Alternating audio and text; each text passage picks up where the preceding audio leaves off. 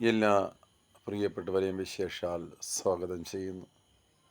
നല്ല ഒരു ദിനം ദൈവം നമുക്ക് തരുവാനിടയായി തീർന്നു. കഴിഞ്ഞ ദിവസങ്ങളിലൊക്കെ വാർത്താമാധ്യമങ്ങളിലൂടെയും എല്ലാ തലങ്ങളിലൂടെയും യുദ്ധങ്ങളെക്കുറിച്ച് നാം കേൾക്കുവാൻ ഇടയായി. വളരെ ഭയഭീതി മുഴക്കിയ സന്ദർഭങ്ങൾ ഉണ്ടായി.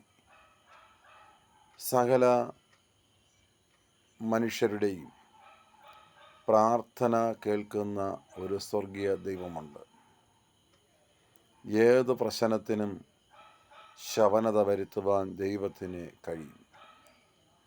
പ്രകൃതിമേലും പ്രകൃതിയിൽ സംഭവിക്കുന്ന ദുരിതങ്ങളെയും നിശ്ചലമാക്കുവാൻ സ്വർഗത്തിലെ ദൈവത്തിന് കഴിയും.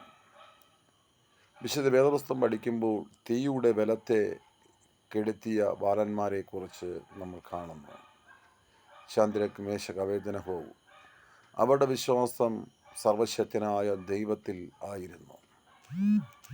ശത്രു അവരെ ദഹിപ്പിച്ച് കളയുവാൻ പ്ലാനിട്ടപ്പോഴും എല്ലാ പ്രതീക്ഷയും മനുഷ്യരുടെ കണ്ണുകളിൽ നിന്ന് അറ്റുപോയ സമയത്തും ദൈവം അവരെ വിടുവിച്ചു.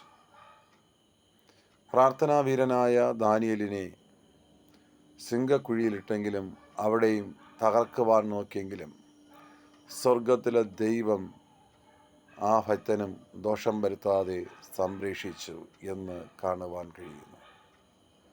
അങ്ങനെയെങ്കിൽ സർവ മനുഷ്യരുടെയും പ്രാർത്ഥനാഫലമായി ഒരു കാര്യം പൂർണ്ണമാണ്. ദൈവത്തിൻ്റെ പദ്ധതിയെ ഭൂമിയിൽ നടക്കൂ. മനുഷ്യൻ്റെ ഭയത്തെ നീക്കി അല്പ സ്വസ്ഥത നൽകിയിരിക്കുമ്പോൾ ആ സമയം സകല ധനത്തെക്കുറിച്ചും മറ്റു ലോകത്തിലെ ജഡത്തിൻ്റെ ചിന്തകളെ വെടിഞ്ഞ് നമ്മെ സൃഷ്ടിച്ച, നമുക്ക് ജീവശ്വാസം നൽകിയ, നമ്മുടെ പ്രാണനെ വീണ്ടെടുത്ത ആ യേശു ക്രിസ്തുവിനോട് ചേർന്നിരിക്കുവാൻ തയ്യാറാകുന്ന ഒരു ഹൃദയത്തിന് ഉടമയായി, മനസ്സിനുടമയായി, ദൈവം ചെയ്ത ഉപകാരങ്ങളെ നാൾതോറും വർണ്ണിക്കുന്ന അനുഭവസ്ഥയായി മാറുവാൻ നാം ഒരുക്കമുള്ളതായിരിക്കണം.